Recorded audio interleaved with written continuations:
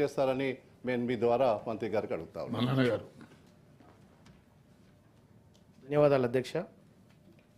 ఇక్కడ బ్యాక్లాగ్ పోస్టుల భర్తీ విషయం కానీ లేకపోతే కొత్తగా రాబోయేటువంటి రిక్రూట్మెంట్ విషయంలో కానీ sir EWS quota sir EWS quota ద్వారా 10% రిజర్వేషన్ ఈడబ్ల్యూఎస్ కోటాకి మనం అమలు చేస్తున్నాం అధ్యక్ష. దాంట్లో అసలు 10% ఎలిజిబిలిటీస్ మన దగ్గర ఈడబ్ల్యూఎస్ కోటా కింద ఉన్నారా? గౌరవ సభ్యులు జీవన్ రెడ్డి గారు గతంలో పదే ఇదే అంశాన్ని ప్రస్తావించినారు సార్.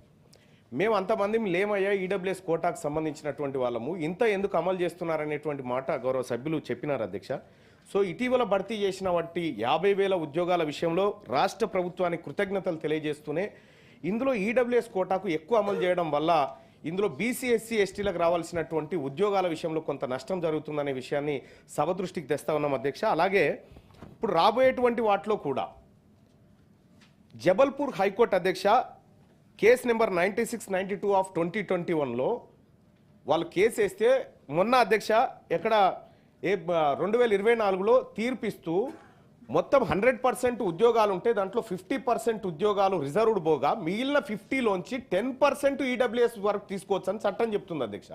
కానీ మనం ఉన్నటువంటి మొత్తం 100లోంచి 10% తీయడం వల్ల ఇక్కడ బీసీలకు ఎస్సీలకు ఎస్టీలకు అలాగే ఓపెన్ కేటగిరీ అభ్యర్థులకు కూడా నష్టం జరుగుతూ ఉంది అధ్యక్ష. ఇప్పుడు నేను గవర్నమెంట్ని తమ ద్వారా చేసేటువంటి రిక్వెస్ట్ ఏంటంటే అధ్యక్ష, ఈడబ్ల్యూఎస్ కోటా ఫిక్స్ చేయండి. ఈడబ్ల్యూఎస్ కోటా ఫిక్స్ చేయడం ద్వారా దాంట్లో ఒరిజినల్గా ఎలిజిబిలిటీస్ ఎంతమంది ఉన్నారో అంతమందికి ఇవ్వడానికి మనకు అవకాశం ఉంది. రెండోది మిగతా వాళ్ళకి కూడా పోస్టులు పెరిగేటువంటి అవకాశం ఉంటుంది, ఎక్కువ అవకాశాలు కూడా దొరుకుతాయి. ఇప్పుడు ఈడబ్ల్యూఎస్ కోటాను ఫిక్స్ చేసే అవకాశం ఏమన్నా ప్రభుత్వం దగ్గర ఉన్నదా? ఉంటే ఈ కొత్త ఉద్యోగాలు 1,500,000 ఉద్యోగాలు ఏవైతే భర్తీ చేయాల్సి ఉందో వాటిలో బీసీ ఎస్సీ ఎస్టీలకు న్యాయం జరిగే అవకాశం ఉంది. ఆ దిశగా ప్రభుత్వాన్ని ఆలోచించమని రిక్వెస్ట్ చేస్తా ఉన్నా అధ్యక్ష. ఆనరబుల్ డిప్యూటీ సీఎం గారు.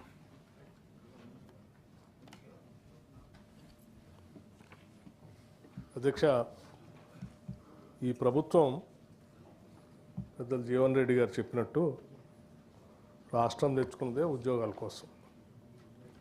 నిరుద్యోగ యువతీ యువకులు అందరికి కూడా ఉద్యోగ అవకాశాలు కల్పించి వాళ్ళు జీవితంలో స్థిరపడుతూ సమాజానికి కూడా ఉపయోగపడాలనే ఆలోచనతోనే రాష్ట్రం తెచ్చుకున్నాం. 10 సంవత్సరాల సమయంలో ఆ రిక్రూట్మెంట్ జరగపోగా ఉద్యోగాలు లేక నిరుద్యోగ యువతీ యువకులంతా అల్లాడిపోయి ఇందిరమ్మ రాజ్యాన్ని తెచ్చుకున్నారు అధ్యక్ష.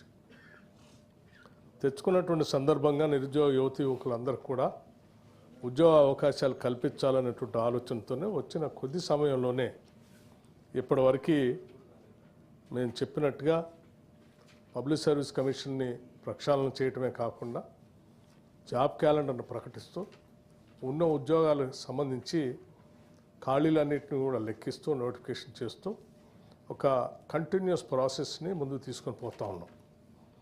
అందులో భాగంగానే ఇప్పటికీ మేము ఇచ్చినటువంటి ఉద్యోగాలు ఒక 55,000 56,000 మధ్యలో రిక్రూట్మెంట్ సంబంధించిన నియామక పత్రాలను కూడా అందించాం. సరే మిత్రుడు గౌరవ శాసనమండలి సభ్యులు ఈ నోటిఫికేషన్ ఎప్పుడు ఇచ్చారు, రిక్రూట్మెంట్ ఎప్పుడు చేశారని అడుగుతా ఉన్నాం. సరే, మా ప్రభుత్వం వచ్చిన తర్వాత కొన్ని నోటిఫికేషన్ చేశాం, గత ప్రభుత్వ హయాంలో కూడా కొన్ని నోటిఫికేషన్ చేశారు.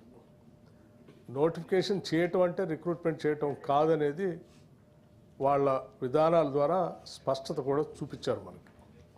నోటిఫికేషన్ అయితే ఇచ్చారు కానీ పరీక్షలు కండక్ట్ చేయకుండా గాలికి వదిలేశారు. ఉదాహరణ చిన్న శాంపిల్ చెప్తాను. ఉదాహరణకి గ్రూప్ 1 సంబంధించి నోటిఫికేషన్ ఇచ్చారు అధ్యక్ష. 10 సంవత్సరాలు ఒక్కసారి కూడా గ్రూప్ 1 సంబంధించి పరీక్షలు నిర్వహించలేదు. మరి నోటిఫికేషన్ ఇచ్చాము, అప్పుడు ఇచ్చారా ఇప్పుడు ఇచ్చారంటే అప్పుడు ఇచ్చారు నోటిఫికేషన్, కానీ పరీక్షలు నిర్వహించారు, రిక్రూట్మెంట్ చేయలేదు. అట్లా చాలా నోటిఫికేషన్ ఇచ్చారు కానీ పేరుకి నోటిఫికేషన్ ఇచ్చారు కానీ రిక్రూట్మెంట్ లేదు. కానీ ఈ ప్రభుత్వం వచ్చిన తర్వాత అలా నోటిఫికేషన్ ఇచ్చిన పాత ఏమైనా ఉన్నా కానీ మళ్ళీ కొత్తవి కూడా కలిపి ఇమ్మీడియట్గా ఎటువంటి ఇబ్బందులు లేకుండా వాటన్నిటినీ సాఫీగా పరీక్షలు జరిగేటట్టు చేయటమే కాకుండా నియామక పత్రాలు ఇచ్చేంతవరకు కూడా కంటిన్యూస్ ప్రాసెస్ చేసుకుంటూ వచ్చాం. ఉదాహరణకి ఈ గ్రూప్ 1 సంబంధించి ఈ ప్రభుత్వం వచ్చిన తర్వాత కూడా నోటిఫికేషన్ ఇచ్చి పరీక్షలు పోతూ ఉంటే కొద్దిమంది కావాలని ఆ 10 సంవత్సరాల్లో లాగానే ఈసారి కూడా గ్రూప్ 1 పరీక్షలు జరగకుండా ఉండాలనేటువంటి ఉద్దేశంతో కొద్దిమంది కోర్టు పోయి దాన్ని ఆపటం కోసం కూడా ప్రయత్నం చేశారు. కానీ అలా జరగకుండా మేము చాలా స్పష్టంగా మీ ఇచ్చిన ప్రకారం డేట్ ప్రకారం కంపల్సరీ జరుపుతామని చెప్పి జరపటం అయింది. పరీక్షలు మీ అందరికి తెలిసిందే.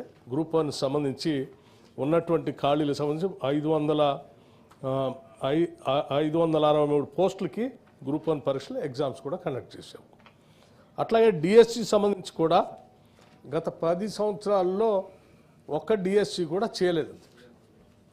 దానికి సంబంధించి 11,062 పోస్టులకి డిఎస్సి కండక్ట్ చేయడమే కాకుండా 10,006 మందికి సెలక్షన్ సంబంధించిన కాగితాలు కూడా ఇచ్చేసి అపాయింట్మెంట్ ఆర్డర్స్ కూడా ఇచ్చి ముందు తీసుకుని వెళ్ళాం. సో మా ప్రభుత్వం యొక్క లక్ష్యం ఇక్కడ ఉన్నటువంటి ఖాళీలన్నింటినీ అంచనా వేయటమే, ఇక్కడ లెక్కలు కట్టి తద్వారా పబ్లిక్ సర్వీస్ కమిషన్ పంపించి పరీక్షలు నిర్వహించడమే కాకుండా ఆ నిర్వహించేది కూడా ట్రాన్స్పరెంట్గా, ఎక్కడ ప్రశ్నాపత్రాలు లీక్ కాకుండా, ఎక్కడ మాల్ ప్రాక్టీస్ జరగకుండా చాలా ట్రాన్స్పరెంట్గా జరిగేటట్టుగా మా ప్రభుత్వం చేసుకుంటూ ముందుకు పోతూ ఉంది. అందులో భాగంగా జీవన్ రెడ్డి గారు చెప్పినట్టు ఇంకా కొన్ని పోస్టులు ఖాళీగా ఉన్నాయి, వాటిని కూడా రిక్రూట్ చేయాలంటే రిక్రూట్ చేయటం కోసమే మేము జాబ్ క్యాలెండర్ ప్రకటించింది.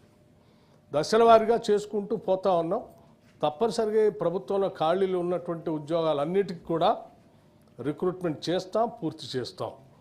ఆ నోటిఫికేషన్ క్యాలెండర్లు ఏదైతే ప్రకటించామో ఆ క్యాలెండర్ ప్రకారం చేసుకుంటూ పోతూనే ఉంటాం. ఇక రెండో అంశానికి సంబంధించి ఉర్దూ మీడియంలో కండక్ట్ చేసే పరీక్షలకు సంబంధించి, లేకపోతే ఆ ఉర్దూ మీడియం టీచింగ్ దాంట్లో సంబంధించినటువంటి వాటికి డీరిజర్వ్ చేసి ఖాళీగా ఓపెన్ కేటగిరీలో పెడితే ఫిల్ చేయడానికి అవకాశం ఉంటుందని వారు సలహా చెప్పారు. కానీ రిజర్వేషన్ సంబంధించినటువంటి అంశాల్లో దానికి నిర్దిష్టమైనటువంటి నియమావళి ఉంది. దాని ప్రకారం తప్పనిసరిగా ముందుకు పోతాం. డీరిజర్వ్ చేయడానికి అవకాశం లేదు అధ్యక్ష. దాన్ని యథాతిథిగా కొనసాగిస్తాం. అట్లాగే మిగతా విషయాలకు సంబంధించి ఇంకా సంబంధిత సమాచారం కావాలని అడిగారు. ఏ పోస్టులకి ఎప్పుడు నోటిఫికేషన్ ఇచ్చారు, ఎప్పుడు రిక్రూట్మెంట్ చేశారని సమగ్రమైనటువంటి సమాచారాన్ని పుస్తక రూపేణ మీకు పంపిస్తాం అధ్యక్ష. వాళ్ళకి కావాలంటే ఎప్పుడైనా తెలుసుకోవచ్చు అధ్యక్ష. Thank you. Question number 4096 Takkelapalli Ravindra Rao గారు. అధ్యక్ష, ఆనరబుల్ మినిస్టర్.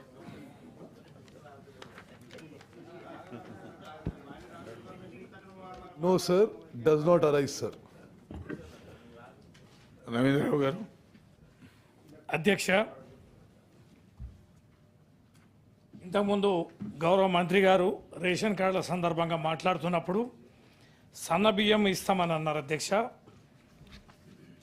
అలాగే అభయాస్తం పేరిట వారు కాంగ్రెస్ పార్టీ మేనిఫెస్టోలో